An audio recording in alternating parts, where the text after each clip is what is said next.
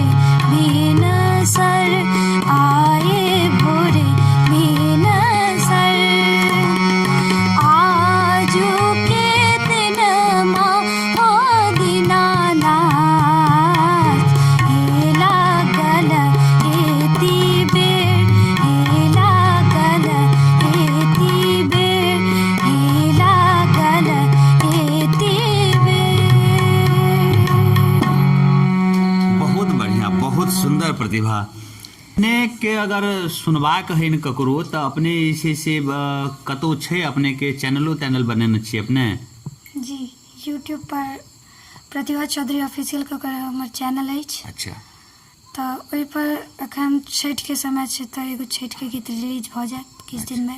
अच्छा तऽ अहाँ सब जरूर सुनब और हम वो छठि गीत एतौ गाबऽ चाहै छी। अच्छा बहुत सुंदर बहुत बढ़िया अवश्य।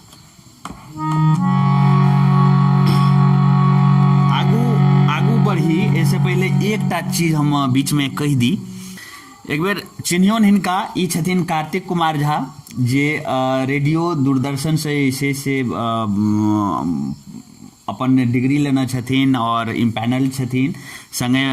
एहि दुआरे हम ई चीज कहि रहल छी जे हिनकर पिछला हम जे छै से आधा एक घंटा से हिनकर तबला वादन के जे छै से हम देख रहल छियनि और वाकई गजब के टैलेंटेड छथि। एहिठाम दरभंगा मिर्जापुर में रहै छथि। अहाँके बहुत बहुत शुभकामना कार्तिक जी, वास्तव में अपने जे छै से नीक तबला बजबै छी और भगवती अहाँके जे छै सदा आशीर्वादित राखैत।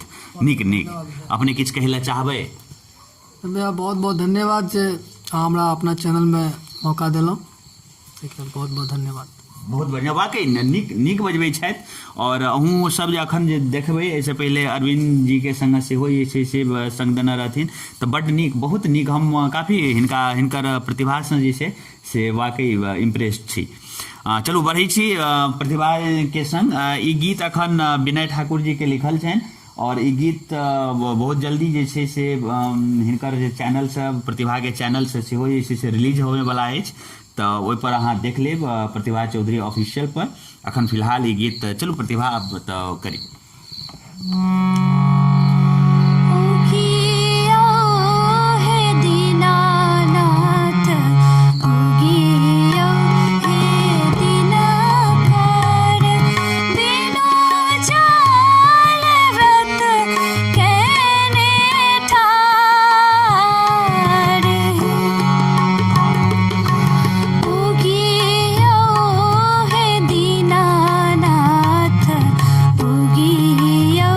हे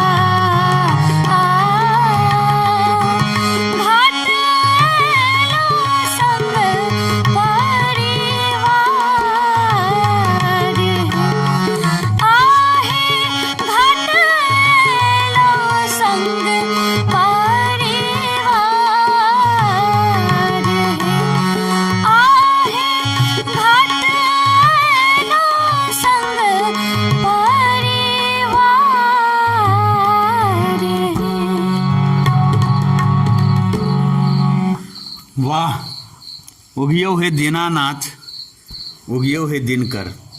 वाकई विनय जी के नीक रचना छनि और ओतबा सुंदर स्वर में प्रतिभा एकरा सजौलनि अछि। प्रतिभा अपने फेसबुक पर सेहो छी अपने? जी, सोशल मीडिया पर हम अपन चैनल बनेने छी, तो यूट्यूब पर प्रतिभा चौधरी ऑफिशियल और फेसबुक पर हमर पेज अछि प्रतिभा नामसँ, तऽ अहाँ सब जरूर देखू। हाँ, धिया ई नीकसँ नहि कहि पाबि रहल छथि, कनि हम अगर एते बता दी जे आइ काल्हिके ट्रेंड छै एहिके हिसाबसँ यूट्यूब पर हिनकर चैनल छनि प्रतिभा चौधरी ऑफिशियल कऽ कऽ, ओहिपर अपने लोक जरूर जे छै से हिनका देखी सुनी और सब्सक्राइब करी, संगे शेयर करी। ई हीरा सबके अगर अपने सब जगह नहि देबै तऽ और बाहरी आबि कऽ जे छै से केओ जगह नहि देतै, तऽ ताहि लेल अपने सब अवश्य जे छै से हिनका जे छै से प्रोत्साहन करी, हिनका सब्सक्राइब करी और कमेंट कऽ कऽ हिनका जे छै आशीर्वाद जरूर दी। और फेसबुक पर सेहो छथि तऽ हिनका जे छै जरूर फॉलो करी। प्रतिभा, अहाँ पढ़ैके अलावा, संगीतके अलावा और सब जीवनमे की सब सोचै छियै, की सब करबाक अछि? हम संगीतेके बारेमे सोचै छियै और हमरा दोसर किछो नहि समझमे आबै अछि। एतेक कम अवस्थामे बच्चा संगीतमे डूबि जेनाइ वाकई भगवतीके किछु महिमा हेतनि। बढ़ै छी कनि आगू, अखन सामा चकेबा, छठिके बाद आब सामा चकेबा सेहो आबैवला छै, तऽ ओहिके लेल अहाँके कोनो छै पारम्परिक या कोनो गीत संगीत? हमसब सामा चकेबा खेलाइ छियै तऽ चुगलाके जरूर गीत राखै छियै। हाँ,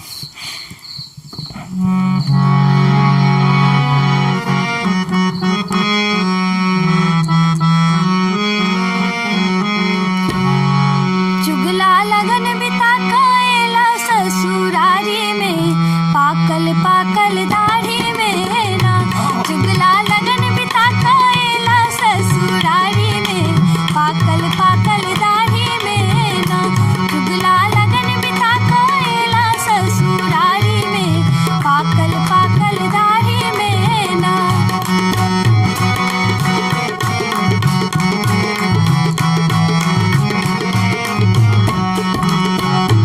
चुगला गेलन को बरघार, चुगली ठल दिल कनौ मुहार। चुगला गेलन को बरघार, चुगली ठल दिल कनौ मुहार। चुगला हाथ निपरने बैसल गोर थारी में, पाकल पाकल दाढ़ी में ना। चुगला लगन बिता कएला ससुरारी में, पाकल पाकल दाढ़ी में ना। वाह, बहुत सुंदर प्रतिभा।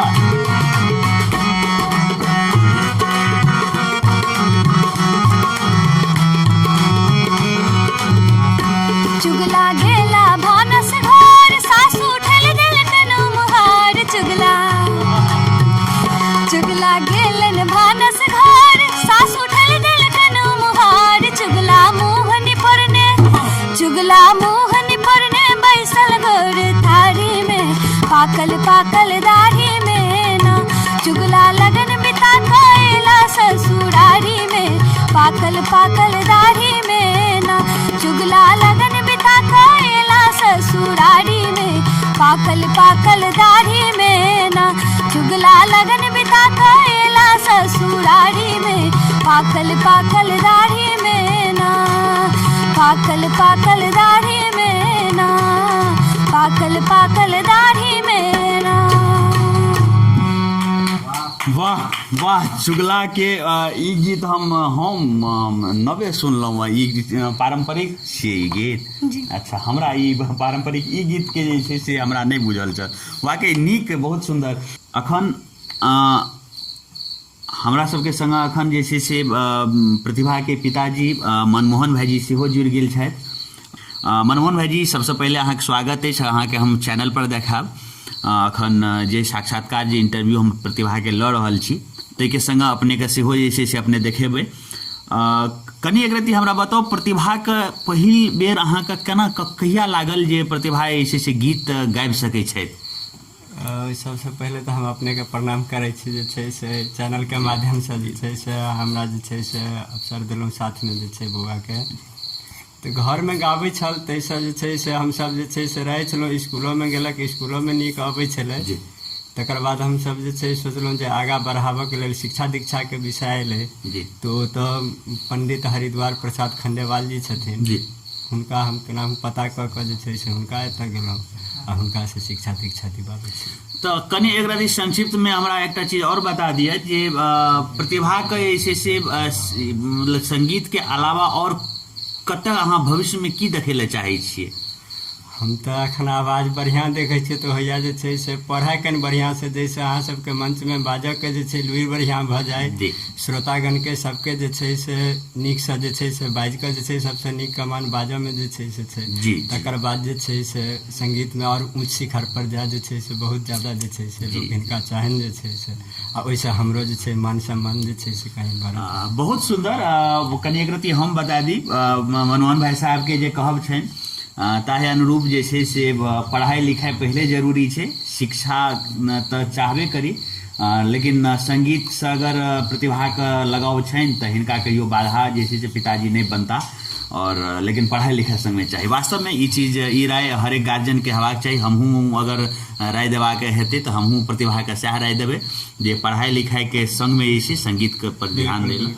जी अपने जे छै से अखन जे रियाज ई बराबर जे छै से रियाज करैत हेती, बराबर अपने के जे छै से गुरुजी लग, तऽ आर्थिक रूप से तो स्वाभाविक छै जे अगर मध्यम वर्गीय परिवार छै तो काफी दिक्कत तो हेते हेते, तो अपने केना मैनेज करै छी? क्या तो खर्चा तो कनी पड़ते हेते, स्कूलो जाय छथिन, फिर किताब कॉपी ट्यूशन और फिर जे छै से इम्हर कोचिंग म्यूजिक के एकटा अलग कोचिंग, तो एकरा केना मैनेज करै छियै? भऽ जाइ छै जेना तेना के जे छै से भए जाइ छै, जे छै से भगवान ओकर कोनो ने महादेव कोनो ने कोनो जुगाड़ लगा दै छथिन आ भऽ जाइ छै ओहि सब चीज में। यानी कि निष्ठा अगर रहत हृदय में तो वाकई भगवती जे छै से छन सब आदमी के जे छै जे गुरुओ जी बहुत सपोर्ट करै छथिन जे छै जी, तो गुरु जी के हम बहुत आभार व्यक्त करबनि। कोनो एहन याद जे प्रतिभा के अपने बचपन में देखना होय जे मतलब अचानक से ही म्यूजिक के तरफ जैसे संगीत के तरफ प्रतिभा के झुकाव भ गेलै से? ई हमरा लागल अपन घर में रहिए तो ओते देशभक्ति गीत जे छै से एकटा ई गेलक जे 26 जनवरी के जे छै स्कूल के तैयारी करे छला। अच्छा, तो ओ एते भावुक हमरा लागल जे छै से ओइ दिन से हम। कोन गीत रहे प्रतिभा? मेरे वतन के लोगों। अच्छा, वो गीत गाबि सकै छी अहाँ? जी। तो एक बेर किया ना पापा के सामने में एकटा गीत वो जे छै से सब दर्शक लोगन के सेहो सुना दी।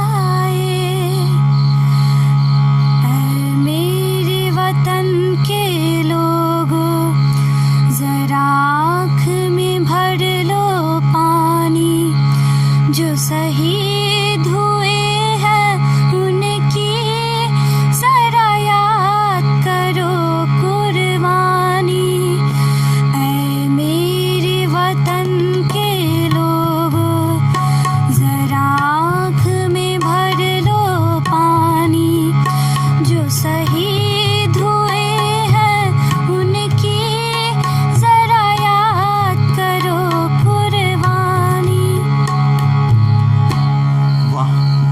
वाकई लता दीदी के कॉपी केने और बहुत ही टफेस्ट गाना में से ऐसे से एकटा आबै छै, एकरा ऐसे से कॉपी केने प्रतिभा के लेल वाकई हूबहू कॉपी केलहुँ अहाँ प्रतिभा। वाकई बहुत बहुत धन्यवाद एहि के लेल, अपने जैसे समय दिलिए प्रतिभा। अपने राम जी से पूछे,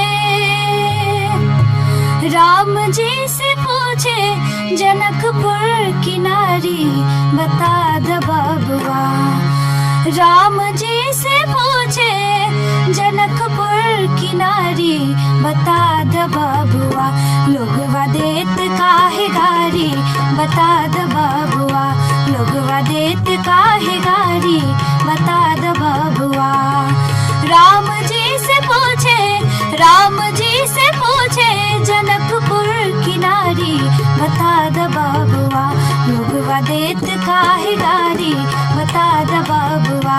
लोगवा देत काहे गारी बता द बबुआ।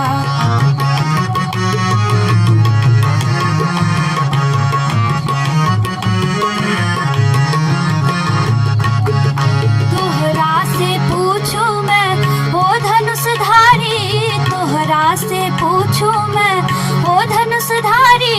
तोहरा से पूछूं मैं ओ धनुषधारी।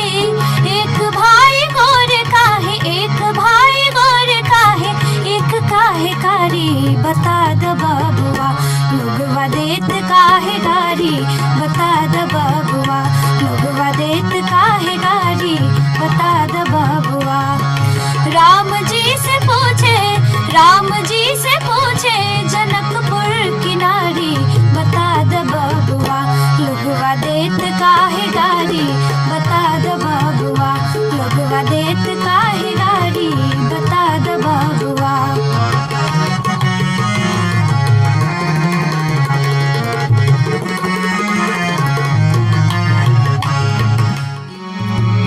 ब्राह्मण बाबू यो कनियो कनियो ओहियो ने सहाय।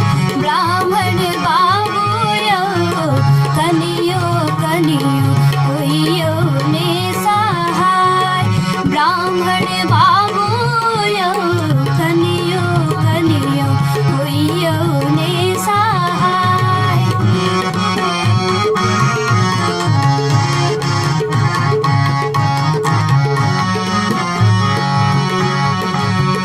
पहिले मंगै छी ब्राह्मण, पहिले मंगै छी ब्राह्मण, पहिले मंगै छी ब्राह्मण। भाई भतीजवा ब्राह्मण बाबू यो उजरल नैहर दियो ने बसाय। ब्राह्मण बाबू यो उजरल नैहर दियो ने बसाय। ब्राह्मण बाबू यो कनियो कनियो होइयो ने सहाय।